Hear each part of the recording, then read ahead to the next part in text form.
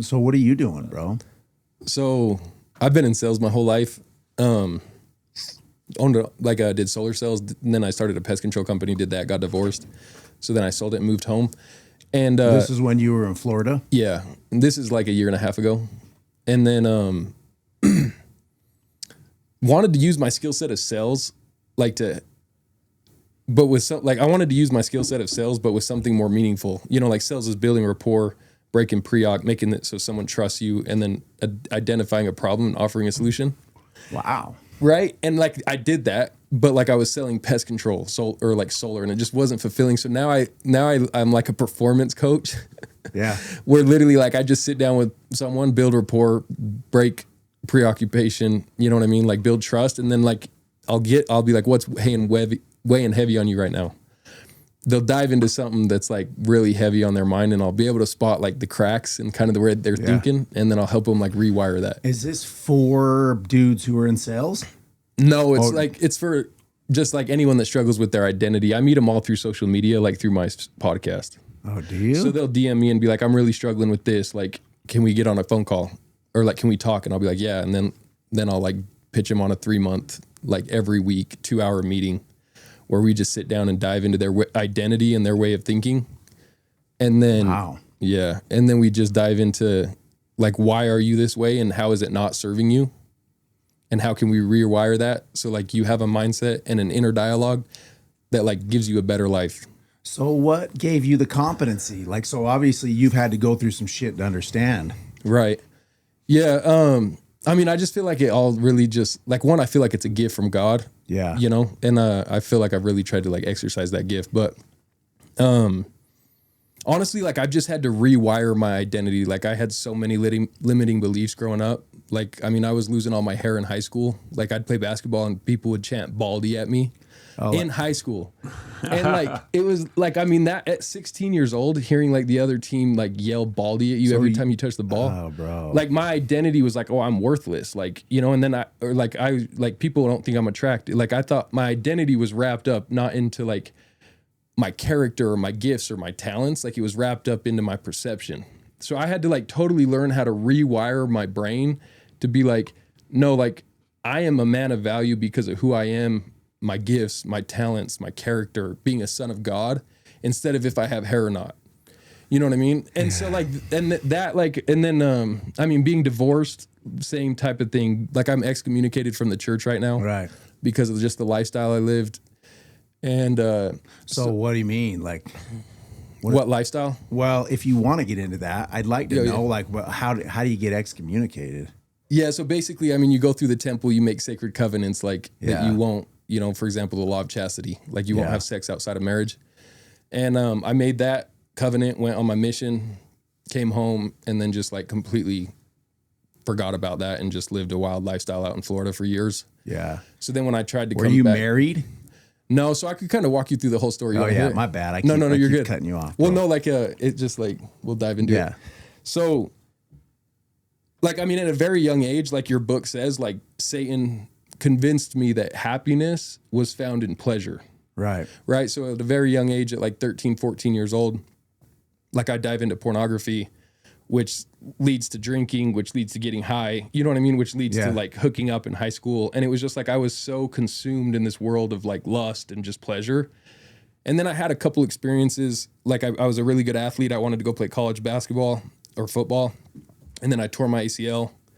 And then the week I got cleared to replay again, I re-tore it. So like, I just knew I wasn't going to be an athlete anymore, but it was perfect because it like humbled me. And that was another time I had to rewire my identity because my identity was like, I'm a man of value because I'm an athlete. But like God was like, no, like I'm going to rewire your identity in me. Right. So like I was humbled to my core, which made me really find God, which made me want to serve a mission. So I got sober from that lifestyle so I could serve a mission. Yeah. And then the second I got back. Where'd you go? Oaxaca, Mexico. Damn. Yeah. Is that dope? Oh, it was incredible. Incredible experience. Really? Like nothing better than the mission, man. Like I cherish those years. Like everything you do on the mission for 2 years, has eternal value. The relationships, you know what I mean, that you develop, the people that you help, the service that you the render. language you learn. Yeah. I just, on the way over here, I said my prayer in Spanish. Yeah. Oh yeah. So then I got sober from all that. Then I got home from my mission and I no longer had a reason to be sober, like, cause I can't serve a mission if I'm like into lust and porn and drinking. Yeah. So then I fell back into, you know, pornography, which escalated to just hooking up, which leads to drinking, again, getting high. You know what I mean? That whole lifestyle is instantly, or like not instantly, but within the matter of months back into. And then I moved out to Florida and it just got more wild than it just led to like, I mean, I don't know how, I'm super open with my story on my social media. Bro, so it's just like, go ahead. It's like pornography is like the conduit to everything. Like pornography leads to everything. Like at first it was porn, then it was hooking up. And then it's just like, that's not enough. So then you're in strip clubs. I mean, you're in massage parlors. Like I was so wrapped up in this addiction of lust. And then I had this feeling come over me that was like, God was like, I have a door that's going to like open for you. But if you don't clean up your life, like you are going to miss it. So I started trying to get like clean from everything. And during that process, I met my ex-wife. And I totally knew that was like inspired by God for me to be with her for that time. Right. So I got sober again for her, got clean, and we got married in the temple. And they thought about excommunicating me at that point. And like all excommunication means is like, we're going to give you a chance to restart from zero. Yeah, you got to like redo the whole priesthood process. And the baptism. It's just like... and the baptism, fully. Yeah. Yeah, so it's like a chance for you to be like, we're going to just send you back to zero so you can restart this whole process and like have a fresh start. Yeah. Yeah. So I get sober from all that for my wife, and they're like, well, let's not excommunicate him. Let him get married. Yeah. And so like disfellowship, like they didn't even do that either. Oh, okay. They were just like, let's leave it in the past. Because you would have had to, because you can't get married in the temple unless you have a temple recommend. Correct. Yeah. So you'd have had to climb the ladder back up to. Right. Yeah, sorry. No, you're good. And it's like, it's literally like, it's all to protect yourself. Like, like people are like, why can't, if you're not Mormon, why can't you be in the LDS temple? It's like, because I wasn't ready to go make sacred covenants when I wasn't ready. You know what I mean? It's just like, you got to be like ready and willing to make that commitment to go make promises with God. And like, if they just send anyone in there at any time, like it's not good for that person's soul. You know what I mean? Yeah. Yeah. So then I that's good. Get clean and then like go through my marriage. She was 11 years older than me. Yeah. So it just really didn't work out from the beginning, but like we wanted to make it work and it never did. And then we get divorced. And then I was like instantly back into that old lifestyle. But like I was so depressed at this time that I like dove in deeper than I ever had. Yeah. Did you just feel, were you depressed because you felt like you failed your marriage? Yeah. Like I was depressed because, I mean, like I moved out to Florida, like we moved out to Florida again together. And like I started a pest control business, like freshly, like newly married, like you go out into the world with all the dreams and ambitions that like, you're going to go build a beautiful life, a beautiful family.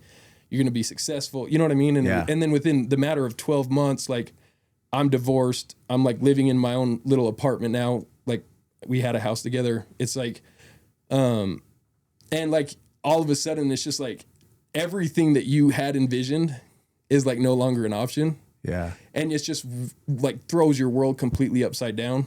And so just deep in like, just again, like lust and just everything I've already explained. Right. And, but it was heavier this time. yeah, it was a lot heavier. Well, that's the disease. I mean, yeah, that's what we see with this disease is it doesn't get better. Right. The more you go out, it progresses.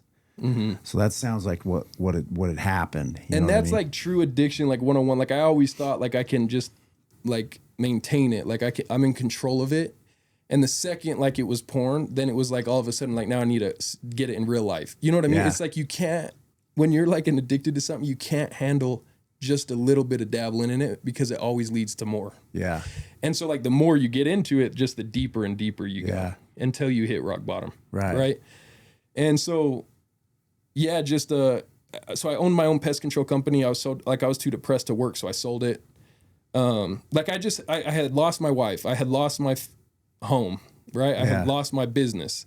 I had lost my purpose in my career. Like I had lost my identity. Like I was dealing with all this addiction now and lust and like, and I just like, that's why I was like so depressed. Cause like everything I just felt like I had lost. I lost my membership in the church. You know what I mean? And it was just like, who am I? What am I? Like, what am I doing? What is my purpose? And so, yeah, like that just kind of spiraled deeper. So like, instead of sitting with my uncomfortability and doing the work, like what could I do to have some pleasure to like remove this pain? Yeah. You know what I mean? Yeah, bro. And then like that leads to like my sobriety. You know what I mean? Which like, do you want me to dive into that or? Yeah. Well, I want to ask you this. Did you get mad at the church? Like when all this was going on, did some resentment come in and like pissed off feelings at the church happen? Not at the church. Like I'm grateful that the church has like a good balance of mercy, but also like their standard. And that's how like the Lord operates. Like when I got excommunicated, I was sitting with the stake president and he's like, I really think this is the right choice. And like the spirit just came over my whole body and was like, this is the right choice. Like you have never respected like that covenant that you made that you wouldn't have sex until you're married. Like you have abused that for years. Like we're going to restart this so that you learn the weight of this covenant that you made with me. Oh, wow. And it was like, so like I was at total peace with the decision. Yeah. Because the spirit like spoke to me that it was the right thing. And it's like, God has been perfectly merciful with me through this, meaning like he's been patient. He's been kind. He's been understanding. He's been loving. Like he has totally ministered to me, but he hasn't wavered in his standard of like, you still need to become like me. And the way you're living is not okay. And that's what I like about the church is they're like, we'll be merciful. Like we'll be kind. We'll be gentle. But like, we're going to still hold to the standard that like, if you want to make sacred covenants with God, like you need to be living in a way that is going to lead you to that. Yeah. So like, and that's what like true love is, right? Like love is not enablement. Love is empowerment. Like love is not avoiding the hard conversation. Like love is having the hard conversation. Yeah. And that's what I love about the church and God is it's just like that's what I love about the God that's like kind of this church too, is it's just like, if you're not living and you're like abusing everything you promised me, like I'm going to kick you out for a minute. Yeah. But like, you're more than welcome back when you're ready. Yeah. You know? Damn, bro. That's a good perspective. And I think that's really that's real.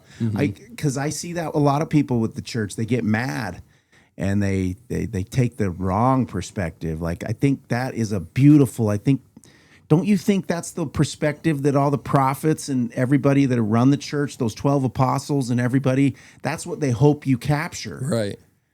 You know what I'm saying? Absolutely. But a lot of people get twisted up because the devil works on, you know what I mean? Absolutely. Because you'd have to compete with that other narrative, especially the stuff that's on social media right now about people talking smack on the church and the way they're twisting it all up. But man, I appreciate you saying that like that, bro. I've never heard anybody talk about it like that. Yeah, thank you. It's been an incredible experience, like for good. And it's like, it's the same attitude like you have to take into everything. If you blame it on someone else, there's no freedom because it was never your fault, it was theirs, and you can't control their actions. So therefore, my healing is placed on their shoulders, but they're not willing to change. Therefore, I'm stuck. Yeah. Right? But it's like, if I take accountability for my problems, now the solution is on my own shoulders. Therefore, like I'm in control of myself, I'm in control of my problem, I'm in control of my life. Like now I can build something again. Yeah. And so that's like what I was like, I got excommunicated because my own choices. It's like I got divorced because of my actions. Like I didn't handle like conflict well when we'd argue. You know what I mean? It was like I had to seriously look at myself and be like, what about me led to this divorce, even though there was a lot of her. And like I wanted to blame her, you know, and there's a million things I could blame on her, but it was like at the end of the day, like, what did I do wrong? And what was my fault? Because if I don't fix that, like I'm not going to have a healthy relationship again moving forward. Yeah. And now what about the church and my commitment to the gospel? Right. Have I not stayed true to that I need to fix so that when I go back, I'm loyal and true to what I commit to? You know, it's like, it's addiction too. It's like a lot of times people fall into addiction because of serious trauma they go through. Right. You know, because it's so uncomfortable sitting with themselves. They cover it with pleasure. What no matter what that pleasure is. Right. And the only way out is to say, like, despite what I've been through, I chose this. Therefore, I have to fix this. And when you put that accountability on your shoulders, then there's freedom. Yeah. And then God can work with you because basically now you're humble. Right. You're competing against pride and that ego, and now you're humble and God can work with you. Exactly. Know? Yeah, bro. So how bad did you get wrapped up in like substance abuse? So substance abuse wasn't the worst. Like I would get high just off of like marijuana, and I would drink, that was the part of the lifestyle. But I never got deep into substances. And a lot of it was just like I just fell at such a young age into lust, and I went into it like so hard that like it was like that was my thing. It was just like drinking and getting high is fun, but like I need lust, like I need sex, like I need strip clubs, I need massage. Like it was like because that became my thing so young. Yeah. Like it was like I never really got anywhere else because anytime I wanted my fix, it was that. Yeah. So did you get into porn at a young age? Like I was like 13. Kid? 13, I think, is when I first started watching it. And like you're so young, you don't even know what you're experiencing. You know what I mean? It's like the stimulation, you've never experienced anything like that, and you're hooked like that. You know what I mean? Dude, I coach my kids. I mean, I have coached my kids since they were little. I don't know if this is the right way, but this is what I say. I say, hey, I first tell them about pornography. Well, my little kids, like when they're 5, I for sure start talking to them about like, when they go to their friend's house, you don't ever let anybody, touch you, or you don't show anybody your privates, going into that whole thing with just little kids. But then I talk to my kids about just like, hey, you're going to see porn. Like my Bodie, I got a 16-year-old, and I started talking to him about this when he was like in 7th grade. Like, you're probably going to see it somehow. Because I don't think it's smart to say, hey, bro, like, you should never, like, they're going to come across it. Yeah, I just said you're going to have to make a decision when you see it. Yep. You're going to have to make a decision because this can grab a hold of you. This is an addiction, It wouldn't be good for a young kid to get those type of receptors lit up. Because you know what I'm saying? Like Absolutely. A young kid, like a 13-year-old kid seeing that. Oh, I know. Could be it probably started you in the suffering direction with pleasure because of that young age. I think it'd be different it's the same thing when they say with drugs and alcohol abuse. They say if a person waits till they're 21 before they drink or take themselves out of reality, like it's way less likely they're going to get wrapped up in substance abuse. So that's kind of, I bet that's the same with like pornography. It's the same kind of reward system. It's powerful. All, exactly. It's all pleasure. You know, like the devil just, will use any type of pleasure to pull you out of your true self. Yeah. So I think one of the I think the best way to teach children it is like, you just have to teach them it before the world teaches it. Like I was introduced to porn from my friends. Like, and this is no discredit to my parents, but like they never talked to me about porn. Yeah. So then I'm sitting in class one day in 7th grade, like 13 years old, and they're like, you never watched porn? And I'm like, no, like I don't even really know what that is. And they're like, well, let's show you. Like, we'll show you. Like, so the world introduced me to porn. Yeah. And the world's gonna introduce it like, this is sick. You're cool. Like, you know what I mean? Like, look at this. Yeah. But like, if you can get ahead of the world and be like, this is what the world is going to try to teach you about it, but they already know the truth about it before they're even exposed to it. Then when it's put in front of them, because it will be, they're like, I know that you're trying to tell me that this is good, but like, I already know it's bad. Yeah, bro. So I went to school out in Wichita, Kansas, and it's a little different outside of Utah. And I want to talk about this because me and Frank have talked about this before. So so for instance, I go to my buddy's house and in college in Kansas. And for instance, like in his bathrooms, there were penthouses. Like there was a Penthouse magazine. I was like, remember, you guys probably don't know your young ass kids. I do. I know what that is. Just like a Playboy magazine. Yeah, it's like Playboy, or it's just it was a magazine. Okay. And like, dude, it's like his mom knows it's there. Like he's like, there's a porn in the bathroom. Mm-hmm. And I never had seen anything like that. Like it was pretty. But like, but none of those brothers really struggled with porn. You know, so it's interesting to think like, I don't even know what to say about this. Dude, it's an interesting because you could look at it like, well, they're just not trying to not do it. But literally, they would never go into their bathroom and really even look at. But I go in there, I'm like, damn, I've never seen anything like this. Think about problems in Utah because there's like a shame-based perspective on sex. Just like we've had this conversation with the video games, with like your nephews, but their kids exposed to the video games. Like if you say you can never play video games, every time they're exposed to they want it and so much more. If you grow up with an Xbox, like, you know, it's just an Xbox. Let's go outside. Right. The Xbox is just there. It doesn't matter. I don't know what's right or wrong because I like what you're saying. I've seen that growing up in California and Idaho. There's not as many people. I'm aware of struggle with porn, but maybe just because it's not seen as like a shameful thing, it's just like but I don't know if that's right or wrong. It's just a different perspective. I don't either. I think there's a lot of truth in it for sure. Like what like there's definitely truth in like the fact that it's just like I don't know, like personally, like my perspective would be like maybe it's not like a shame culture around it because like I think everywhere people think porn's bad.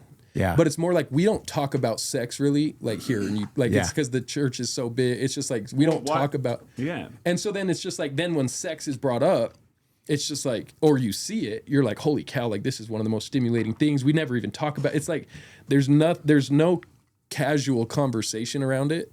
Yeah. So then the second like you're exposed to it, it's like 10 times as stimulating. Whereas just like again, like if you see that consistently, you're just like, I see this. But but there isn't a way around it. I don't think it's good. No, healthy habit to have. Part of it is also like the idea of the sex before marriage. Because when I grew up, where it was just like normal, you do that with your girlfriend or whoever you're dating at the time. Yeah. And then I think when it's like you have to wait, it creates like this buildup. Yeah. Which like that's a part of it too, you know. Right. Yeah. But like that's not unique necessarily to the LDS religion. A lot of like spiritual, like a lot of religions believe in like the chastity until marriage, you know. Mm-hmm. Yeah. Yeah, like all Christians basically. Yeah. Well, and I like that. I mean, I didn't do that. I had sex before I started having sex in high school. I hope my kids aren't listening to this. With the woman that you're married to now. Yeah, with my wife. That's true. Just tell them it wasn't worth it. Like, you know what I mean? Yeah. It wasn't worth it for me either to wait, like to not wait. Yeah. To not wait. Like, if I could go back, I would have waited. Oh yeah. Yeah. But what? Yeah. It's meaningful. Yeah. Yeah. Like people do that. Mm-hmm. Yeah. Do you know a lot of people that do that?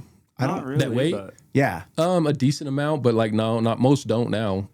Yeah. Very few. Like 9 out of 10 of my friends. Could you imagine getting through high school, like putting up with being the kid that never got laid? Like you'd probably get teased a little bit there. I don't know because there's dudes who do it and then what's the reward from waiting? What do you think? I think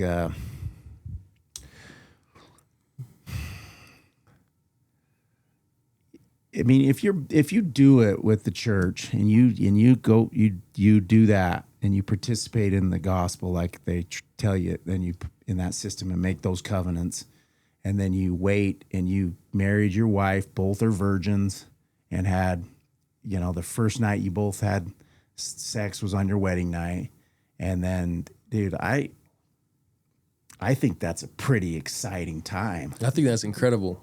Yeah. Yeah. And so I had this experience when I was probably September of last year. I was still struggling with this addiction, and so I was reading in the White Book, except I got it for Sexaholics Anonymous. Oh yeah, is it called the White Book?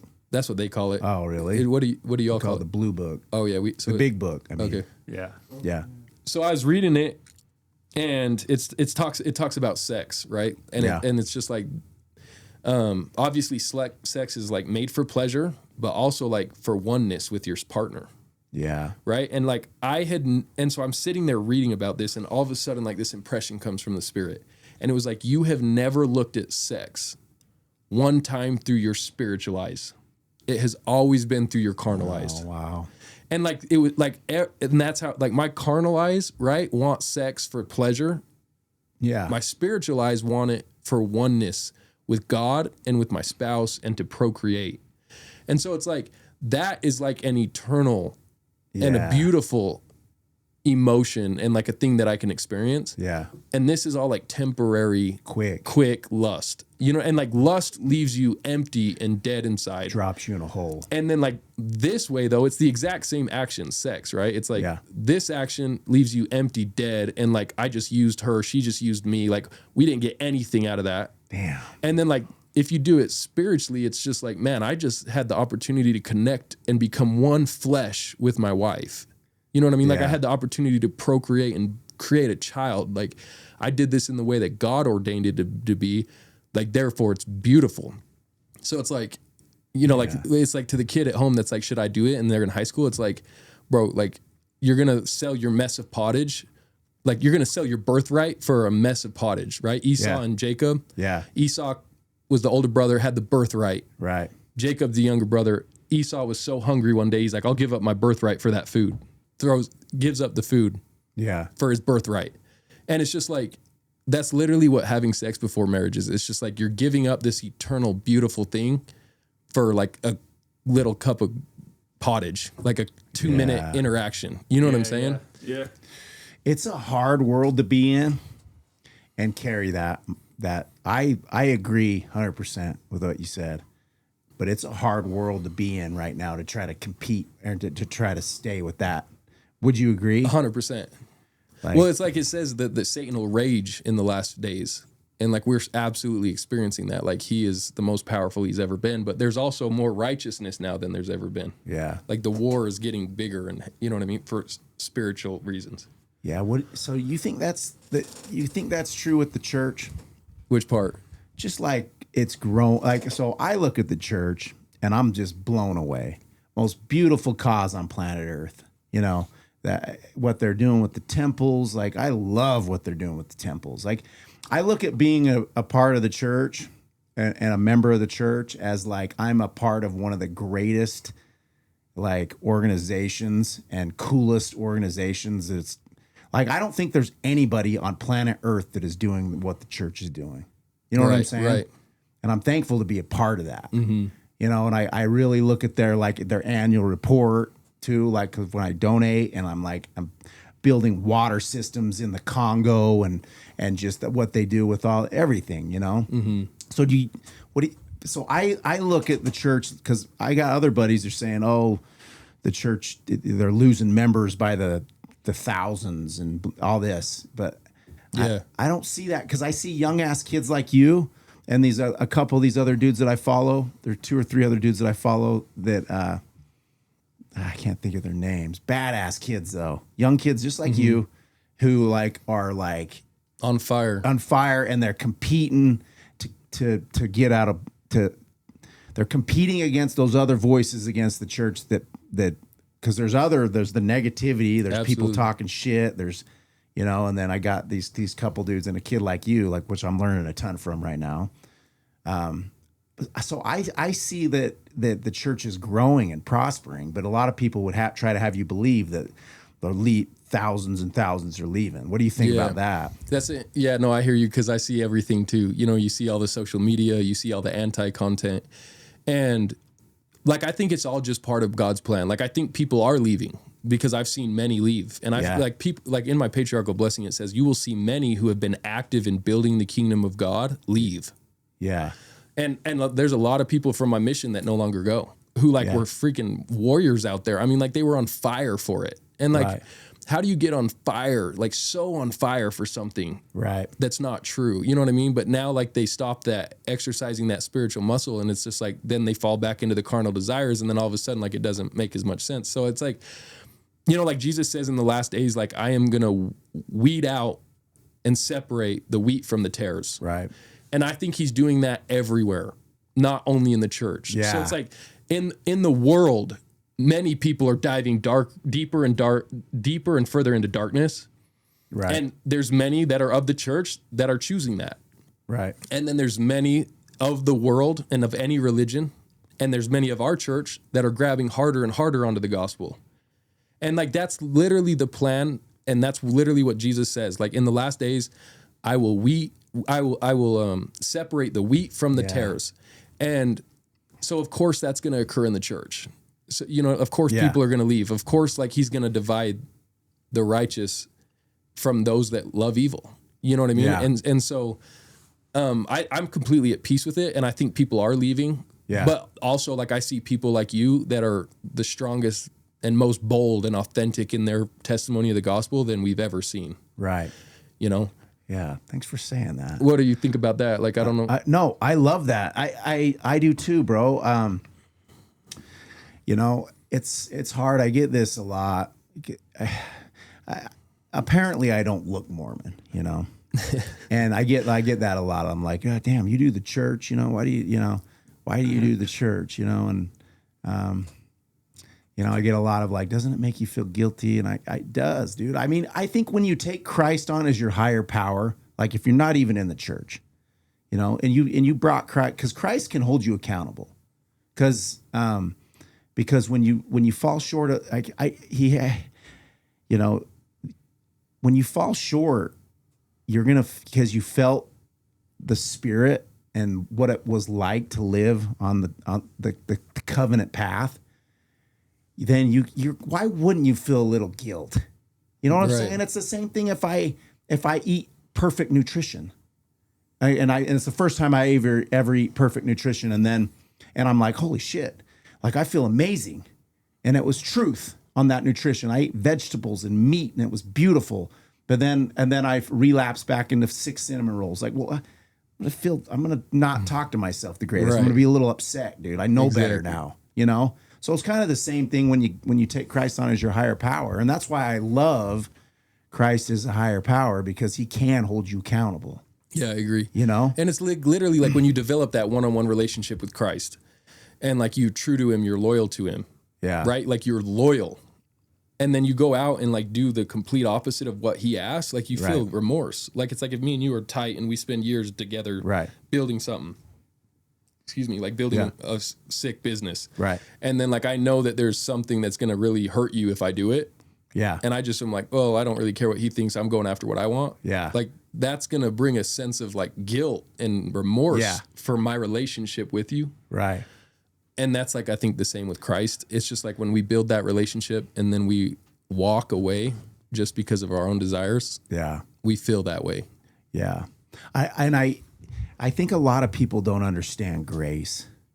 You know what I'm saying? Like the grace piece. Like I seen a lot of people who just like look at like when Christ gets mad at them and they're just like, and this is Christ. Christ is like, dude, you're done. I'm tired of trying for you. Like, or just this negative like thing when it's like, no, dude. He's like, come on, bro. You're all right. You can get back up. You're all right, dude. Just come on. Like, you know what I'm saying? Yeah. Because he already went through it all. I mean, you know, when he was in the garden sweating great drops of blood, like I look at him like he was in kratom withdrawal, you know, heroin withdrawal. You know what I mean? And he was feeling all that, and your depression and the stuff you felt with your wife, like, and getting divorced and how depressed you were. You know what I mean? Mm-hmm. And he's feeling all that, and he's praying. He's showing us how to pray in the garden right there too. You know, when he's talking to God right there, so he knows, dude. He is the greatest coach because he already knows that I was going to deal with kratom and was going to have to figure out how to get back in here and make amends to people, and you know. Yeah. And so like, he's not going to let me, he doesn't hate me. He's not mad at me forever. And I can't ever, he's coaching me to help me get back on that path, you know? Absolutely. That's the way I see it. Well, and I think that's the truth. Like the truth is like, we are imperfect beings, right? Like it says in Galatians, like the desires of the flesh are pure evil. And the spirit wants righteousness, and they constantly battle each other. Right. So it's like, we by nature are evil. The natural man is an enemy to God and forever will be. Right. Like it says in the scriptures. Right. Unless he puts off the natural man and becometh a saint through Christ. Yeah. Because we are not perfect, we need God's grace to take us to that level. Yeah. We don't become perfect and then all of a sudden are worthy of his grace. Yeah. And that's like the way people look at it. They're like, oh, I messed up. God's mad at me. Like I'm not worthy of his love or of him. Right. It's just like we don't choose perfection and then become worthy of his grace and power and mercy and glory Right. and love. We are already worthy of that because we are his children. Yeah. And then when we decide we're going to let you govern our life, God, and like we're going to call on you as our higher power, then he'll come in and he will fill us with his grace and his mercy and his power, which will take us to perfection. Yeah. You know what I mean? And Yeah. Satan wants you to feel unworthy of the grace because the grace is what will take you there. Like grace is literally just Jesus's power. Yeah. Like because he suffered in the atonement, in the garden, because he suffered the atonement and on the cross, he is full of grace. Yeah. Like it says, which means he is full of power to redeem. Redeeming is changing from carnal desires to spiritual ones, and his grace takes us there. Damn, bro. You know what I'm saying? Yeah. That's sick. And I got an example of this. Could I share it? Yeah. So like there's all these steps, right? Like the 12 steps. Yeah. Like and you know, like like you have to call on your higher power. Right. Which like for me was Jesus. And then like one of the steps is resentment, Yeah. right? Yeah. So like my brother and I had a horrible relationship growing up. It's carried on all throughout the years. I mean, like 7 months ago, we almost got on a full-on fist fight at a Bees baseball game on like Memorial Day with my whole family there. Like Right. it was horrible. And it was just like the most toxic Is thing. he older or younger? He's 3 years older. Yeah. Okay. And so this is in like the middle too of like I'm stuck in like the worst version of myself as well. Right. You know what I mean? And so this kind of leads into my like recovery a little bit, like how I got sober through the Spirit. But anyway, I walked in, I'll share that in a minute, but like I came through, found the Spirit like I'd never found it before, walked with the Lord like I never had walked before. This is after that experience? Yeah, this is like over the last 6 months now. Okay. And all of a sudden, like my resentment for this kid, like just started like For this kid, your for brother. my brother. My resentment like started just like I felt it just like every day like seeping out of my body. Wow. And it was like because my spirit was becoming stronger than my body. And like it says in Galatians, like the fruit of the flesh is hatred. And the fruit of the Spirit is love and kindness and long suffering and humility. So as I walked closer to Christ in his Spirit, Right. all of a sudden like that hatred started leaving. And like the resentment left me not because of all the work that I did to choose to like not resent him. Yeah. Like the Spirit, God's grace took me there because I walked in his Spirit.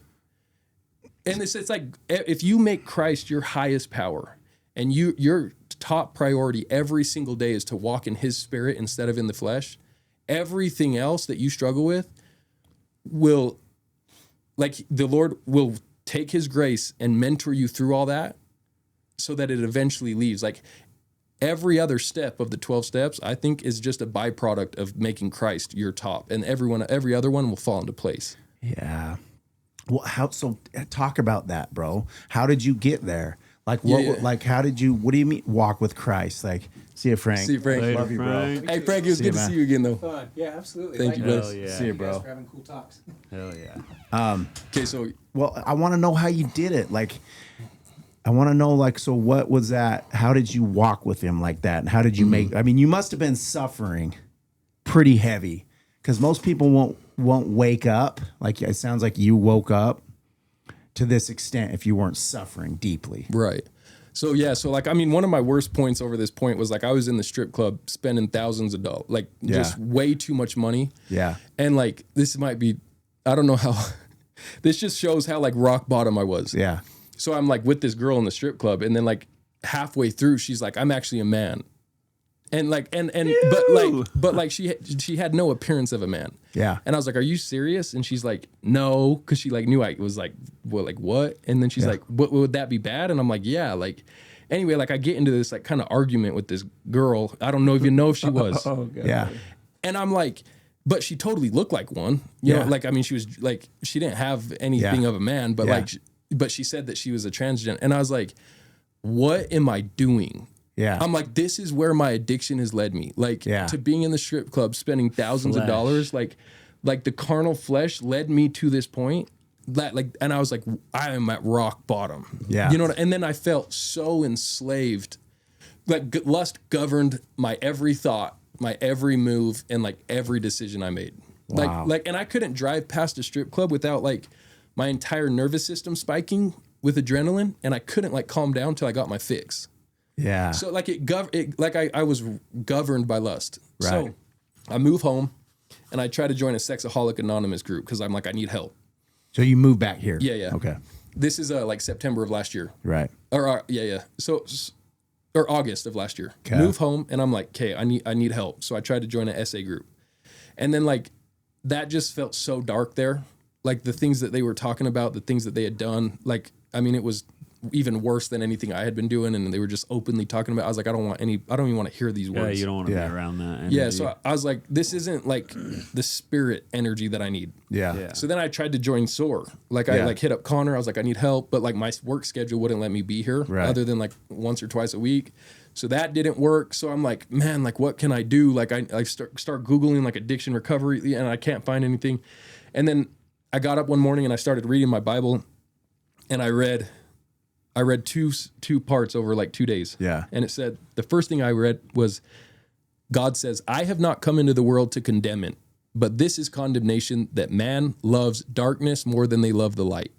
And I was like, that is me. I was like, I love darkness. Right. Like I love it. I feel a love for it. Like I seek it. I want it. And I love it. And I like, I felt that love for it. Right. And then over the next day or two, I read in Galatians 5:16, it says, if you walk in my spirit, you will not fulfill the lust of the flesh. I read that and it was like, holy cow, that's a promise. Wow. If you walk in my spirit, you will not fulfill the lust of the flesh. And I was like, okay, the solution is to walk in the spirit. And then I have God's promise, like I will not fulfill the lust of the flesh. So I was just like, I'm going to do everything I can to walk in the lust, or like walk in the spirit.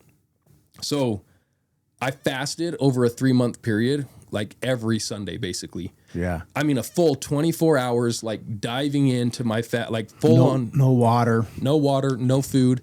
And I knew that would be good because it was prayer. And prayer.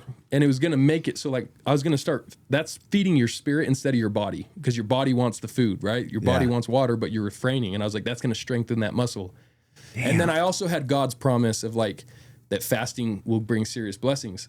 So over a 3-month period, I fast 10 to 15 times. I immersed myself in prayer like I never had before. Like I would sit down and I would just, and like the only way I could do it, to be honest, was in the shower, because it was just like, I was just like, I'm going to turn on hot water and just sit here until like, and I'm going to pray for 10 minutes, just pouring my heart out to God. Yeah. Did that every single day. And then I decided I wasn't going to date during this time, because like I couldn't handle dating. Right. And so like every Friday, Saturday, I'd drive up to the mountains and I'd sit in the mountains and I'd read the word. Right. And so over a 3-month period, I read the entire Book of Mormon. Right. I fasted 10 to 15 times and I prayed like I never had. And over that 3-month period, like pornography was completely purged from my mind and my heart. And it's never occurred in my entire life. Never. But I have never walked in the spirit like this in my entire life. Right. And like I was sitting in the gym one day and all of a sudden like I have this like whole impression come over me of the spirit where I just saw the evilness of porn. Yeah. And I saw it through like my spiritual eyes. I saw how evil that carnal is, like the carnal flesh.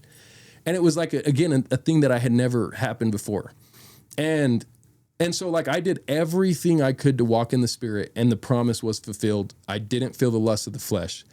And it like, I mean, it's literally down to like, I won't even release anything in any type. Like I won't watch porn. I won't watch anything online I shouldn't. Like I won't even like entertain it through. Wow. I mean, I don't know how explicit, like masturbating. Like I'm just like, no, none of that. Purely walking in the spirit and serving Jesus. Are you doing like with music? Yeah. Rated R movies? Okay, so music was a big thing because every morning I have to let the Lord into my head every morning before I let the world in.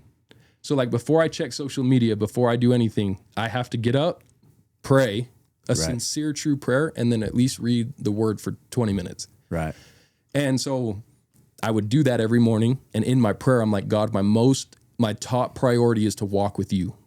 Don't leave me, and I won't leave you. And then I'd go to the gym and I'd listen to the most explicit music ever. Yeah. And it just felt rap. Yeah. I loved all the, I mean, like the most explicit that there is. Like I love, like gangster just rap. the gangster rap. I love 21 gangster Savage. rap too, like bro. like Cardi B came out with her new album, like a little bit. Like I just love that trap music. And I'm just like, man, like I feel like I'm trying to water, like build this seed of faith. Yeah. Like faith is like a little seed. Like you got to plant it and work on it every day. Yeah. And I've spent so much energy and time cultivating this seed. And then I just feel like explicit music just comes in and like stomps on that little sprout that's growing. You know what I mean? Yeah. And like, and it literally, like I would pray, God, like bless me that I may walk in your spirit. And then within an hour, I'm like listening to the most, and God's like, I need you. I'll work with you when you want to do the work. Yeah. Like again. And so then I've cut out now for like the last 6 weeks, explicit music. Like I won't listen to it. And I felt a difference in the first 3 days. Like my spirit felt lighter. I felt closer to this Lord. I mean, and it's just like my top priority is walking in the spirit every single day. And if that means I have to give up explicit music, I'll do it. Yeah, bro. Because like on the alternative, I don't give up explicit music, but then I give up walking in the spirit. Yeah. And it's like, which one is more important? Which drug? Like, God. So it makes me think, bro, like, so I'm very similar to that.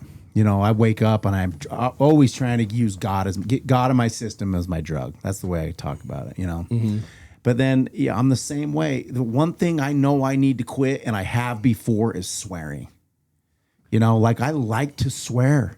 Mm-hmm. You know, like, I got a bad mouth. Well, like, and it's not, I come in this gym, like in this gym, and it's just like, all right, it's just like, I mean, if I'm even swearing on this podcast, like, but like it was last year for a time I quit swearing completely for like 5 months. It was incredible how much better I felt. Yeah, I remember that. You remember when I was talking about it? I remember like that. Less madness, I remember less that. piss. And I remember I noticed you started swearing again. Yeah. I was laughing to myself. I was like, hey, I'll just say the F word, it just eases back in. You know what I mean? Right. I mean, and so like I think after this today, like I'm going back. Yeah, you got it. It just was better. Yeah, Life was better, and it's the same thing, bro. Like, so. Well, could I ask you something? Yeah. So what do you feel like you lose when you swear? Like, why are you like, I'm not going to do that? Well, because I struggle. So this is what I struggle with, like resentment. Like, so like, let's say somebody brushes up against me, like with my, like you challenge my competency in something, mm-hmm. Like let's say the weight room. The weight room's big because I guess I feel like I got a big competency in the weight room. You know what I mean? Mm-hmm. Yeah. Then like I can't get out of it. I'll be like, and I'll just practice what I'm gonna say and what I should say. How stupid you are for thinking that you know this, and or I can go into politics and start just pissed off and talking in my head with people about stupid things, or someone who doesn't like the church. Mm-hmm. I could start just right. It's just. I get filled with hate and resentment and defensiveness. Defensive is the correct word. Like that is I feel like I need to, because I know that's what causes me to suffer bad. You can't feel the spirit when you're like that, bro. You can't. Like probably more than anything that I've ever. Like I think I probably felt the spirit more when I was doing kratom and just. Somewhat in the kind mind, Mm-hmm. Yeah. But like, dude, when I'm the kratom that ends up leading you to the dark, to the defensive times 10, the resentment times 10 when you come off it. Yeah. So that's not a good comparison, but you know what I'm saying? Yeah, and absolutely. so you talked about early on. You talked about how you were like living this double life, or not? What'd you say? You're unraveling. Like who you thought you were along those lines, remember? Yeah, like I had to rewire my brain. Yeah. So I feel like that is me right now,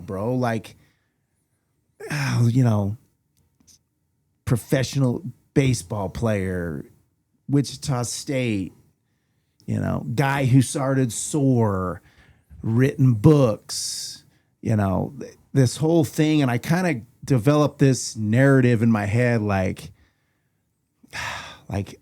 and that it's caused me to be defensive. It's like I'm this guy of I don't know. I'm not that. I guess I got to just unravel a little bit with that and just be like, dude, I know for SOAR to move forward this whole thing. So there was a lot of trauma with my relapse. And then I got the board of directors let me go, right? I basically got fired from the gym that I started. And then coming back in, it's like I'm not real like Frank runs it, right here. And I can get mad about that. You know what I'm saying? Oh, yeah. I can have a hard time because I'm the guy. That will come up. I've talked about this, I don't know how many times on here. It's probably why I started this podcast, because I need dudes like you to help me. Yeah. But I need to unravel that. The more I let go, the more I grow. Exactly. I know the more I let go, and I know what God wants to do with me. It's to be. I've been in my prayers. The theme of my prayers for 20 years since I got into the gospel and been following Christ is how do I become a meek and lowly man? And I've been asking God, and sometimes mad at Him when I'm not. Why?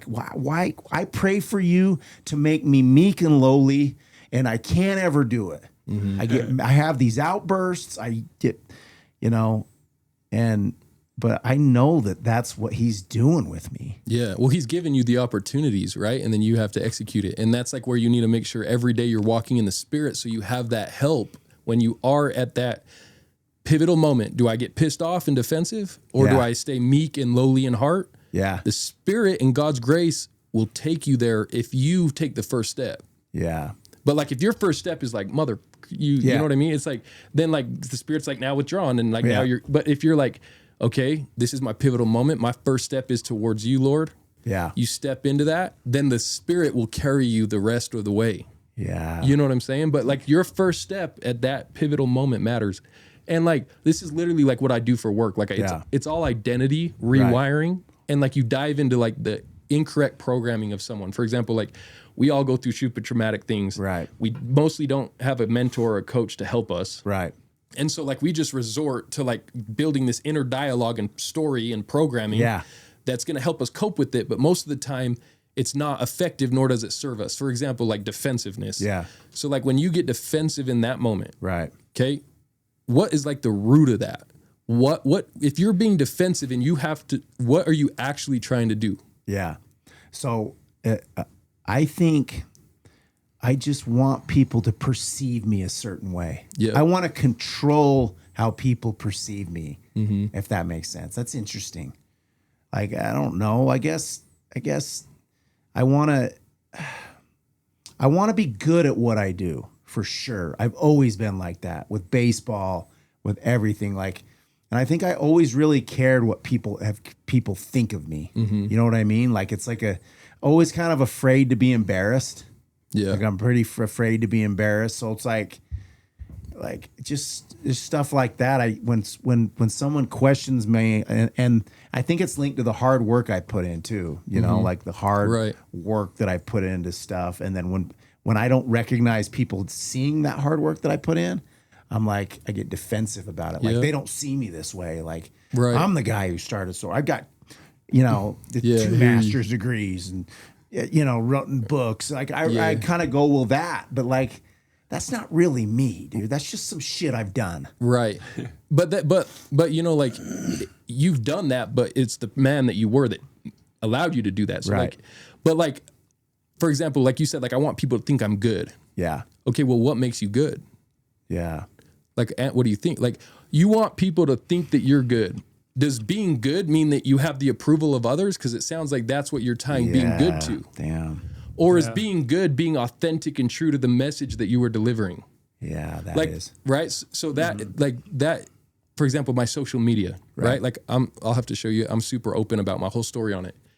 And, I'm growing in followers. Yeah. But am I successful because of the amount of followers that I get and the approval of others and the views and the clicks? Or am I successful because before every post I kneel down and I say, Father, like, this is for you. And this is to help you in your work to bring light to darkness. Now, regardless of what people think, I know I'm good.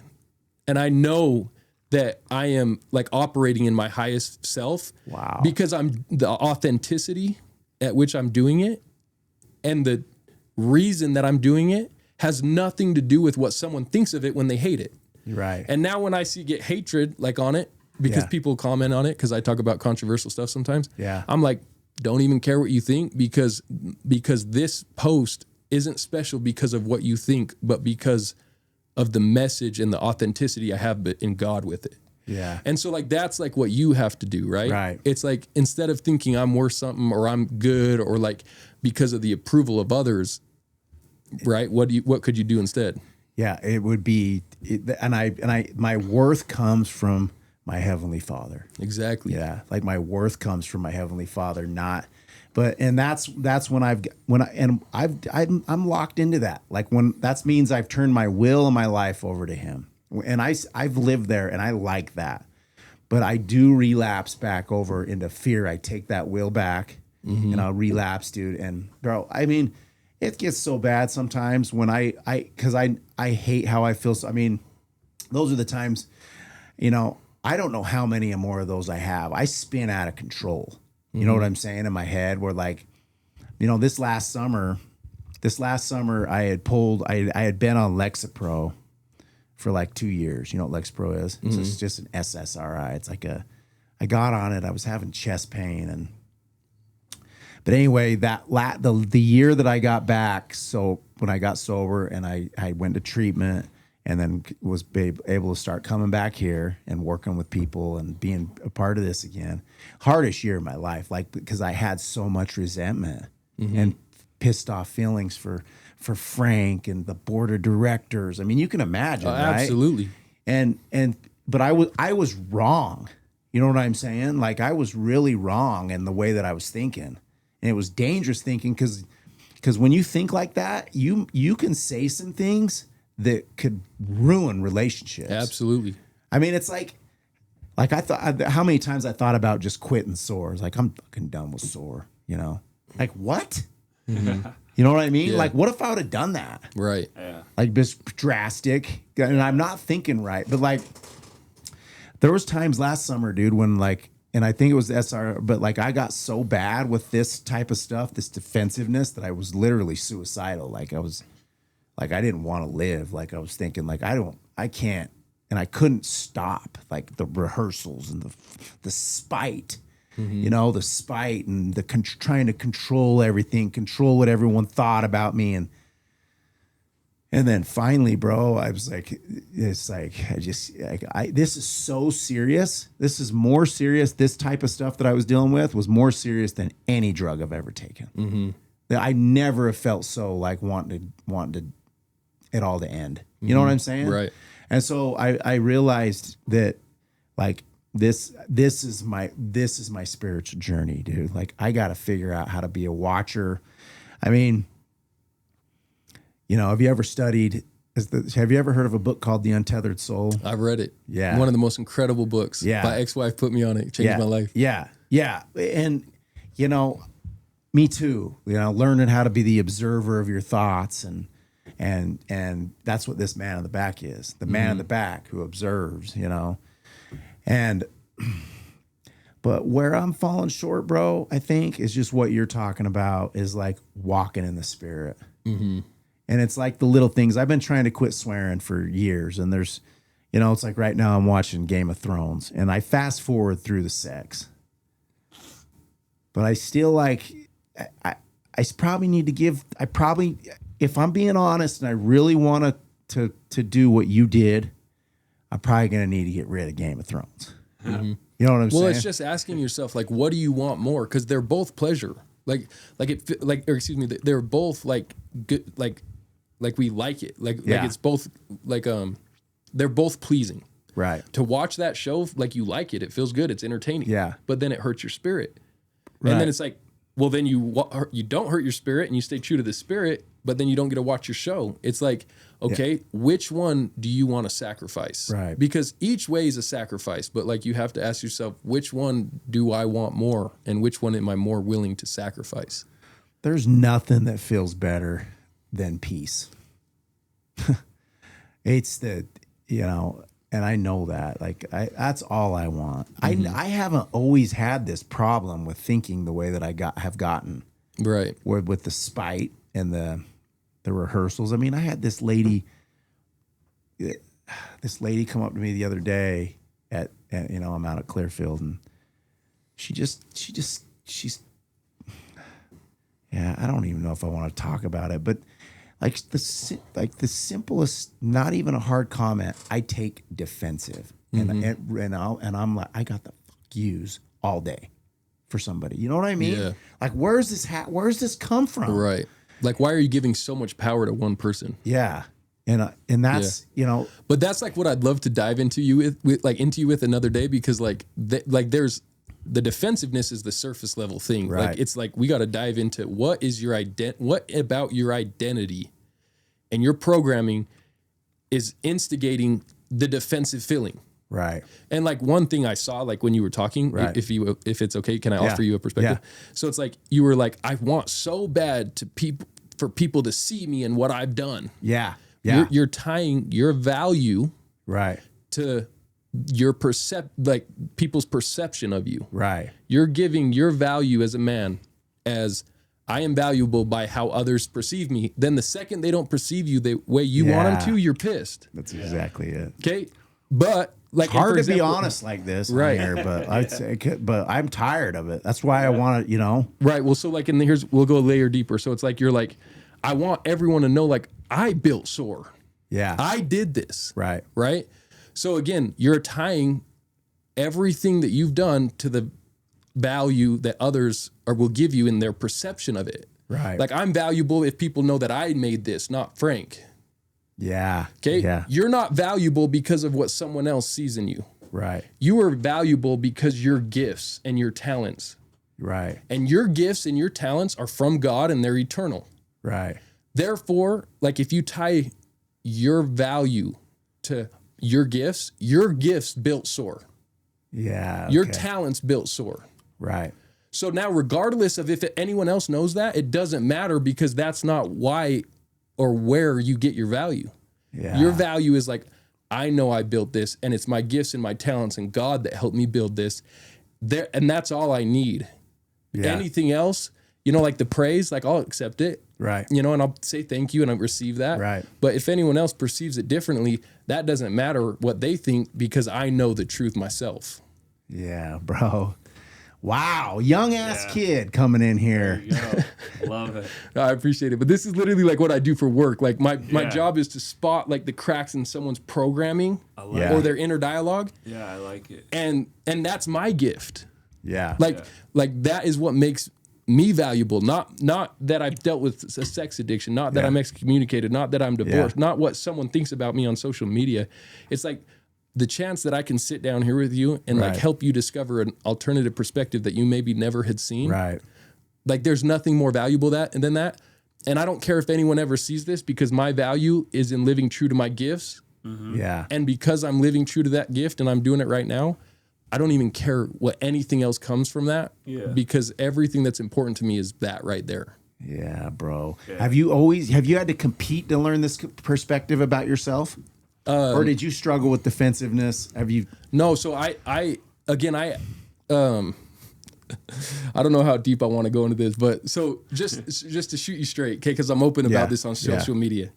So when I was young, like, okay, I couldn't be more attracted to a woman, but when I was 13, like, I realized I dealt with same-sex attraction. Right. Okay. Yeah. And it's like, I didn't have control over it, but I felt it. And like, so the world taught me that my identity was tied to my sexuality. Right. That I'll never be able to love someone, that like, and then like I go through high school and I start losing my hair, and now I'm not valuable because of I don't have hair. Yeah. So it's like, I start tying my identity to everything that doesn't serve me. My sexuality, the amount of hair that I have, the amount of girls that I like, how hot my girlfriend is. You know what I'm saying? Yeah. And then it's just like, and then I serve my mission. I come home, and like because of insecurity, like I lost all my hair. I hadn't resolved any of that. So much of the reason I dove so deep into a sex addiction was because I was insecure that a woman wouldn't want me because I was bald. Yeah. Wow. So I proved myself. Yeah, right I was like, no, women do want me. I'm gonna go show it. Yeah, exactly. And so like, again, my identity is wired into everything of the world and of others. It wasn't wired in my gifts and in my talents and in my character and being a son of God. And that led me to straight hell. And so then I start going and making all this money. Like, you know, I'm making $500,000 a year at 24 years old, 23 years, like, because I'm like, money makes me valuable. Yeah. Like, whatever, how others perceive me makes me valuable. Like, the hottest woman I can sleep with makes me valuable. It's like, I tied all my value into what others perceived of me, and it led me straight to the gates of hell, which it's doing to you. It's like making you pissed. It's making you it's giving you the F views. You know what I mean? Yeah. So I had to be like, okay, why am I valuable? Right. It has nothing to do with my hair. I need to work through that. Yeah. It has nothing to do with my sexuality. It has nothing to do with if I'm excommunicated or divorced or an ex-addict. I am a man of value because of how I show up every day in the world, because of my gifts, because of my talents, because of my character, because I am an eternal son of God. Yeah. So I had to totally learn how to rewire my brain to do that. And the only way is through getting hyper self-aware. Right. And being radically honest. And now that's what I do with others. I'm like, okay, we got to get radically honest with yourself. We got to get you hyper self-aware. Why are you being defensive? You know? Yeah. And then we got to find it out, get to the root, rip it out and put in a new identity. Wow. So that I'm just like, I feel like I have this innate Well, you gift got that because you went through it. Exactly. That's what I was trying to get through. Like, because you're that's good. Like this, everything you said's unreal. Like, and it's helped me, you know. But I'm interested to know how you got it. Mm-hmm. You don't get that insight by not getting that insight through the shadows. Right. The shadows is where we are built. Yeah. I was made from the dark. Like what's his Bane says. Yeah. You know, like that's why he's a badass. Yeah. Oh, on Batman? Yeah. Oh, yeah. He's like, I was born in the dark. Like that's what, so then when you sit with someone that's in the dark, you know where they're at and you can help them get to the light. You know what I mean? And that's the way that I've looked at with addiction for me, like working with people. It's the same. Because of these insecurities that I have and everything, like I'm able to work, because this is a theme, dude. Like everything I'm saying, like about myself and being open about, it's almost everybody's got this narrative and weird, you know, false perspective in themselves and the defensiveness, dude. It's not depression. You know what I'm learned? It's like, I don't struggle with depression, you know, which I thought the Lexapro was helping and with the anxiety, it's what I described to you I struggle with. Yep. And that's more like being spiritually sick, right? Yeah, it's just like you're programming in your, like we all have an inner dialogue, like it's literally a software. Right. And like it either serves you or it's self-sabotaging. Right. You know, and so like, for example, like next time someone says something that like, the feeling comes, I want people to know that I made sore. Yeah. Now that you're self-aware of like, okay, if I step into that, I'm putting my value in perception of others instead of just the gift that it took to build this. Yeah. I need to stop, be aware of what I'm feeling and what I'm experiencing, and then wire your new identity by acting in alignment with your new identity. I'm valuable because of my gift. Yeah. But for what you've been wiring your brain for so long now is like, I'm valuable once I can control their perception of me and once they see that I made sore. Yeah. And that's like the way you've been acting. And now the only way to go the other way is you got to first become aware and then decide you'll go the other way. Yeah. And then the Spirit gives you that self-awareness. The Spirit gives you the strength and the grace to do it. Yeah, bro. And then that also comes in line with walking with Christ on a daily basis. Like you can't forget that part. I think I've tried to just do Untethered Soul, The Man in the Back. I don't think I can do it without being on that covenant path. You You know, like if you notice that there's a lot of people who try to do, they can get pretty far with spiritual. I'm just not a guy who can do it without the gospel. I can't either. And and again, because it's like, could I read you a scripture real quick? Yeah. Because again, it's all about grace. It's one of my favorite scriptures. Is it in the Book of Mormon? Yeah. So, Helaman or something? Moroni, actually, the very last chapter, it talks about being perfected. Yeah. Right? It says,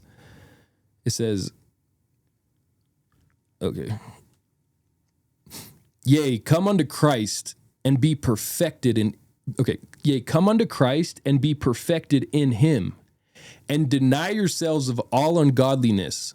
And if ye shall deny yourselves of all ungodliness and love God with all your might, mind, and strength, then his grace is sufficient for you, that by his grace ye may be perfect in Christ. And if by the grace of God ye are perfect in Christ, you can in no wise deny the power of God. And if again by the grace of God ye are perfect in Christ, and deny not his power, then ye are sanctified by the grace of God through the shedding of the blood of Christ, which is in the covenant of the Father unto the remission of your sins, that you become holy without spot.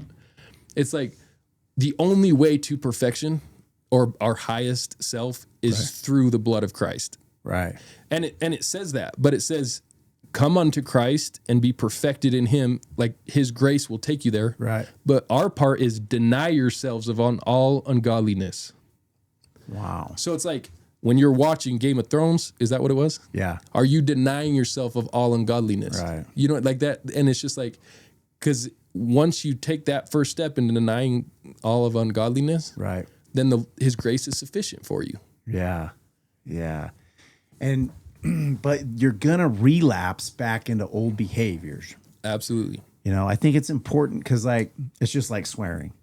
You know what I mean? But I can do it. And God's going to be just, like, it's okay, you know, because you might not be able to hang on to that same spiritual condition for, like, you might, you know what I mean? Mm-hmm. I think it's important for people to know that because, yeah, you know, I've gone through good, you know, it's like with tithing, bro. Like I had a hard time with tithing for a while and I got like resentful. You love tithing? Yeah. But I mean, but I don't have like this burning love for it, but I think it's, I think it's necessary. And I think it's, that the Lord will make up anything I sacrifice with a greater reward. Yeah. No matter what I sacrifice, the Lord's reward on the other end is greater. And I believe that with tithing. Yeah. Yeah. So why were you resentful? Well, I just mad. Like I got into the whole thing. Like why do I got to give my money to the church? Like they have plenty of money, you know, that whole thing. And then I'd be tight with money and I kind of quit paying or a full tithe. And I have a testimony of tithing. Somehow I've always made it. It's hard to, like, even when I was first starting this place and lost my house, and I always paid a full tithe, you know. And my family never felt, if I look back, it's like somehow I made it, and with money, and I kept things going here, kept things going at my, you know, like it was a hard road, like, but like, so I do have a testimony, and then when I stopped paying tithing and, you know, kind of went weary with it and kind of got negative, but I'm back to paying my tithing. And the thing that I've noticed with tithing this go around since rebuild my testimony with it is that it's almost making me not afraid of money. I mean, that's good. Like I'm not afraid of money anymore. I'm just going with the promise. Well, just do the best I can with money, and dude, the promise is that I'll be all right. Right. So if it gets tight, I'm like, I'll just go to, dude. So I pay my tithing. You know, they say there's blessings with it. You know, like I'm just a steward of your money. Yeah, this is your money. This is Instead of you know, and since I kind of took on that mentality, like I'm not as scared about money. So it's almost like I'm just going to keep paying tithing, so I'm not afraid of money. And I don't know what the outsider's thinking of this because Like if but it a lot of doesn't- people, it doesn't matter. Right, because you're doing it for the reason you're doing it, and Right. that's all that matters. I think Right. there's like an energy transfer with that. Even if you take the church out of the picture, the outlook on money that forces you to have, that's like an energy thing. It's like you gotta burn some of it, you know, and Right. it's not burning it. It's like you can't give that much power to money, Yeah. or it's not gonna work for you. Right, and the tighter you hold anything, Yeah. the further it runs. Exactly. Yeah. But like the more you release it, Yeah. like now the more it can come. Yeah. Yeah. And it's just the abundant mindset, right? It's Yeah. just like scarcity makes you hold on to it, and you Yeah. live in scarcity. Abundance, like Yeah. it's enough to go around, so you let it go around, you give it up, Yep. and then you live in abundance. Yeah. You know what I'm saying? That's dope. So like and like, could I ask you something about Yeah. tithe? So it's like you're like, I don't want to give my money to the church. Yeah. So do you believe the commandment of tithing to be from God or from the church? I believe it's from God. I know. Why do you believe that? Well, I mean, it just from the scriptures. And what Okay. is it, Malachi? Yeah, and Yeah. it's in the New Testament too, right? Yeah. Malachi 3:10, like bring all your tithes, Yeah. right? So when you are giving your money to the church, are you giving it to the church or God? Yeah. I guess I've thought of it. I've thought of it as I'm giving it to the church. Right, you're know what I'm saying? connecting the commandment of it to the church, Right. But the church has nothing to do with it. The church is just the body of Christ. Yeah. You're giving it to Christ, and then Christ is going to lead and direct it to bring temples throughout all the world. Yeah. You know, and if you can feel like if I'm just giving my money to a multi-trillion-dollar organization, what am I doing? Right. You know, but if I'm giving my money to the God, Yeah. then now I know that I'm going to be taken care of because again, I gave to God and he's going to give me back more abundantly. Like it says in Malachi, like bring Yeah. all your tithes and see if I do not open the windows of heaven and pour out more blessings than ye can receive. Yeah. When you're giving it to the church, there's no like, what is the church going to do for me back? Therefore, it's like, what's the point? Yeah. But if I'm giving it to God and now I have his promise back that like I'm going to have so many blessings that I don't have room to receive, it makes it a little easier. Bro, that's beautiful.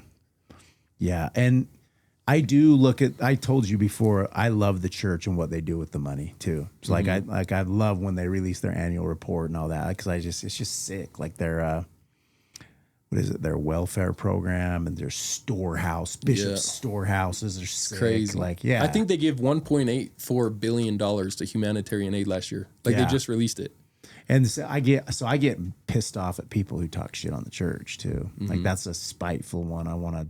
Right. I got to be careful because he doesn't. I've argued with people and like family members, you know. Yeah. And that doesn't do any good. doesn't. It doesn't do any good. Dude, and I've found such peace with it because I'm super open about the faith online, about the LDS church. Like I defend the church online a lot. Yeah. And it's literally just the way of the world. Jesus Christ himself came and was perfect and manifested all glory and power, raised people from the dead, healed the sick, and they still rejected him and said he was a liar. Yeah. So here I am, not even perfect. Neither is the church perfect. The doctrine's perfect, but the church isn't. Like it's led by man. But like, and tradition and culture gets wrapped up. That's not perfect, but the doctrine is pure and perfect. Right. So here, like, what happened with Jesus when he brought truth to the earth? They despised him for it and crucified him. So now, like, the church brings truth to the earth, and people despise it and crucify it. And I'm just like, this isn't anything new. Yeah. Like this has always been. Wow. This has always been. Like it says in the scriptures, everything is one eternal round. Yeah. And one of that eternal rounds, like no matter what scenario, what time, no matter when on the earth, when you bring light to darkness, people hate it. Yeah. Therefore, I'm just like, this isn't a reflection of me and my church. This isn't a reflection of like, I don't even care if like they're pissed off because I'm just like, this is the story of since the beginning. Yeah. Yeah. It's bound to happen. People are going to hate it just like they hated Christ. Yeah. It's been going. It's the same thing. Exactly. Yeah. What? So you love the Book of Mormon? Oh man, I've read it like 9 times. Really? It's the most incredible, powerful book I've ever experienced. I mean, as well as the Bible, Yeah. but like again, incredible power. Yeah. It's crazy. It's unbelievable, right? I I've been studying it. I've read it numerous of times too, and just this last go around since studying, I'm just like baffled. It always comes into my head. I'm like, no kid could have wrote this. Oh my goodness, not at all. You know, that's what like. Have you ever studied Joseph Smith? Have you ever studied some of his? There's a book called Rough Stone Rolling. It's all about Joseph Smith. It's out of Deseret Book, so it's not no anti-Mormon. Mm-hmm. It's by a legit, but I mean, it only improved my testimony of him. And I'm reading another one. I've been putting pressure on another one. Let me tell you what it's called. Make sure I got it right. It's called By the Hand of Mormon. Mm. And it's by this dude. Hold on. Let me see. Where is it? Hold on. By the Hand.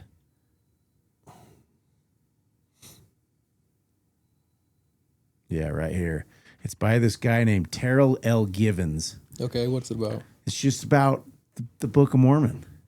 And like the Joseph Smith, like the legit writer in the church, like one of the unbelievable book, dude. Like it's not like this dude's has studied, you know. Mm-hmm. It's same guy that studied that wrote that documentary or biography that the guy, I think his last name's Boschman.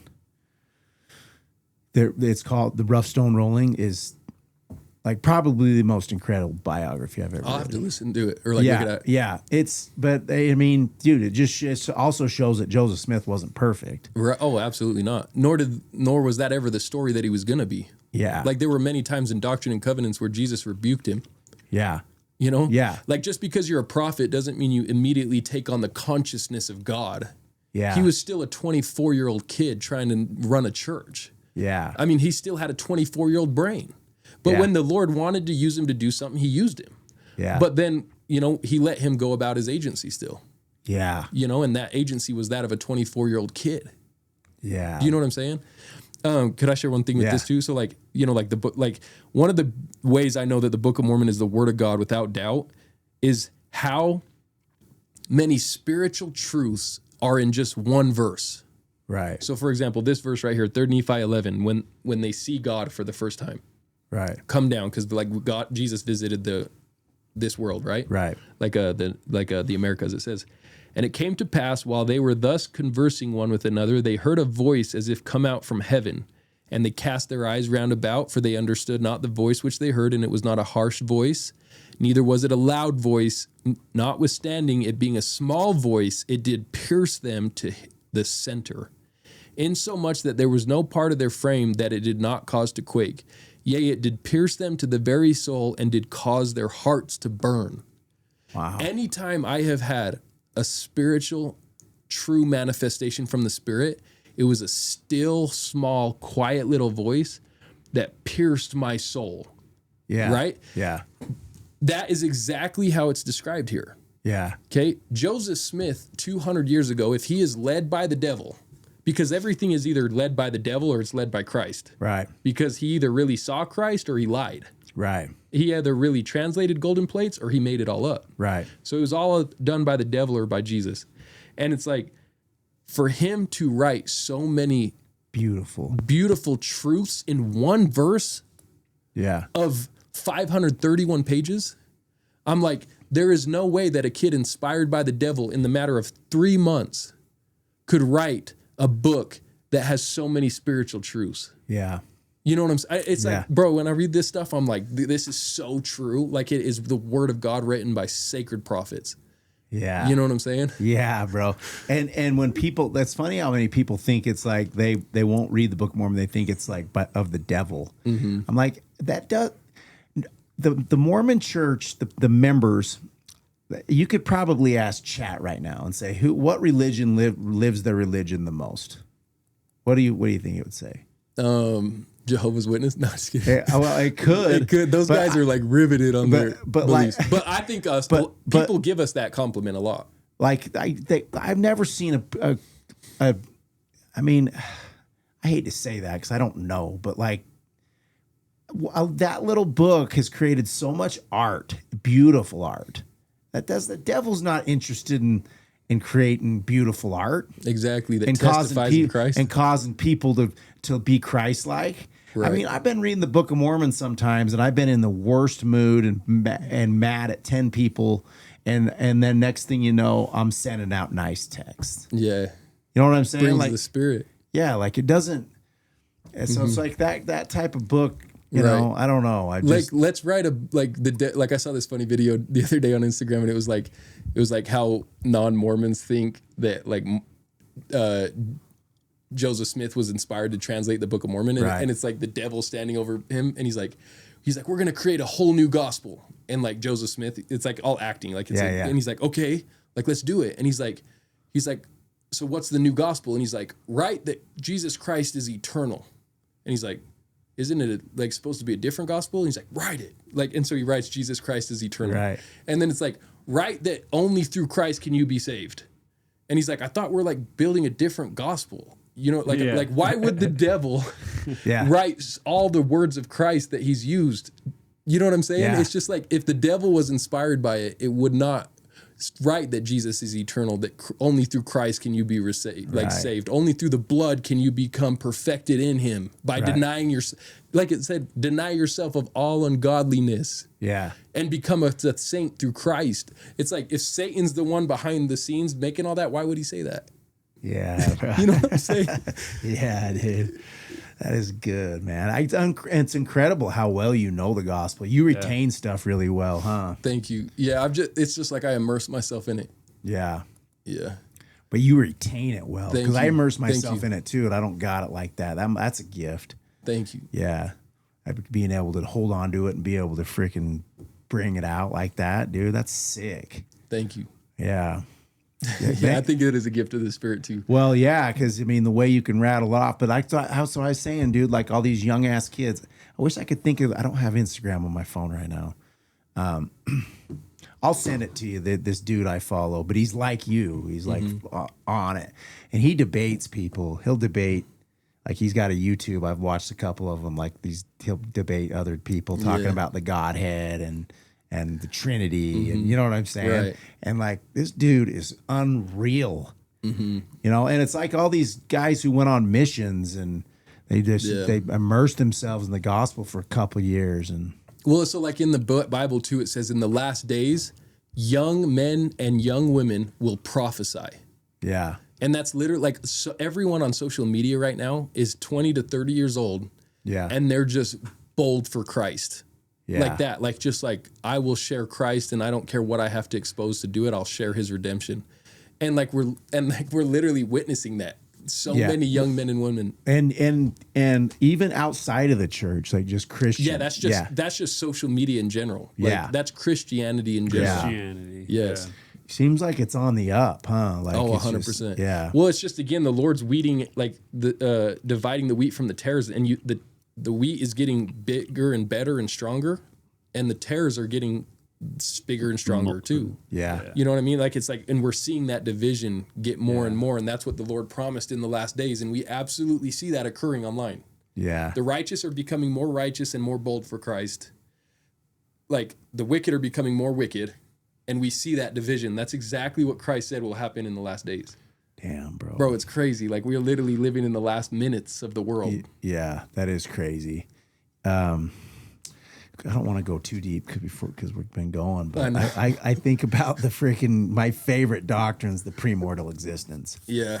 Like how come? Because it helps me understand. Like imagine just showing up here. Like it helps me understand this disease that I have.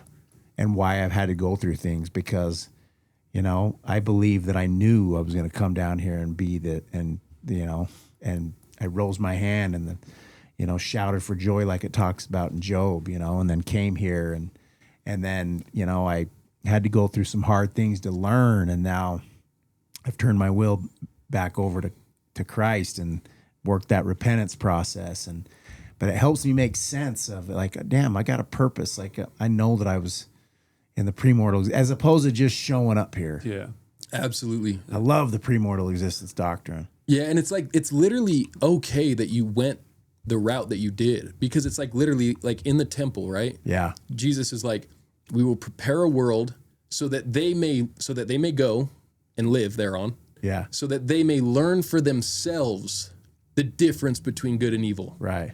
Like Jesus wanted you to learn for yourself that wickedness is wickedness. Yeah. Which you did. Right. And now you're like, that is wicked, so I'm going to go over here. You know, Yeah. and then people, when they make mistakes, they're like, oh, I messed up. It's like, no, you're just literally living the plan of salvation. We're going to come. We're going to learn for ourselves the difference between good and evil. Yeah. We're going to realize that wicked is wickedness and it never was happiness. Yeah. Then we're going to surrender to Jesus. And now it's our job to go and get the others that are lost. Yeah. You know what I'm saying? Yeah. Hell yeah, that's Yeah. so sick. That's what I'm saying. That's beautiful. Damn, Ready bro. to Thank you rip. for coming on. Hey, it's been an That's absolute blessing. freaking helped me, bro. Yeah, I Yeah. really enjoyed that. Yeah. too. This Hey, is very- and I so like I picked up your book because like Connor Shaw told me all about Yeah. you. He's like, bro, Yeah. he's like, you remind me so much of Hawk, and like, you know, and I Yeah. was just like, I came to SOAR once with Connor, Yeah. and I saw this book sitting here. I was Yeah. like, this book looks sick. I'm gonna go order it. So I ordered it, Wow. and I read incredible parts of this book. Like, so Really? look at so much of this is like marked up. I mean, great stuff in here. Dude, thank you for reading it. You know, I was telling you the other day when we met at the club, like, I don't know, it's weird. You're probably going to end up getting into, have you gotten into writing? No, I'm writing a book right now, but Are like you? it's so like no one knows. Yeah. Well, just being a writer, I mean, so how I got into writing was a couple sister missionaries. I would walk around the temple and one of them was like, you should start journaling. So I started journaling. And then that's, you know, and I just, and that book I wrote on my phone. That's bro, just like incredible. I'd be like, just thoughts and just, and then I edited, you know, edited on a computer, but a lot of like the starting, just dumping my thoughts Stuff out. that's ready to go. Just ready, like wherever I'm on a hike. Yeah. And I just, and I've just, a lot of my writing's been in like scenery, but I just off my phone. And that's like incredible because that shows your gift. Yeah. Like that came from within you onto your phone. Yeah. Just like naturally, like, oh, this is a good thought, boom, like comes out naturally. Yeah. Like that is your gift to be aware of what you're feeling, put it into words, and then like help others. And so Yeah, that's like what you got to do when you're worried about like, do people know that I built it? Yeah. Yeah. It's just like, I know. Yeah. You know what I mean? Like, and like the Lord knows. And those that your gift touches their hearts, they know. Yeah. You know what I mean? And it's just like, that's what matters. Not like the Yeah. perception of the dude that's just like, oh, I've never seen you. Who are you? And you're like, well, I built this place. Yeah. Yeah. That's just not a good way to be. And whenever I'm like, dude, there's nothing. There's no type of mindset that makes you suffer more than when you're defensive and Yeah. resentful. You can't have God in your heart when there's hatred there No. Oh. or resentment.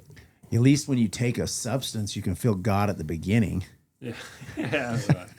Like when you get trapped in resentment loop, dude, there's nothing Yeah. other than pure hate. For real. Yeah. For real. Intoxicating hate.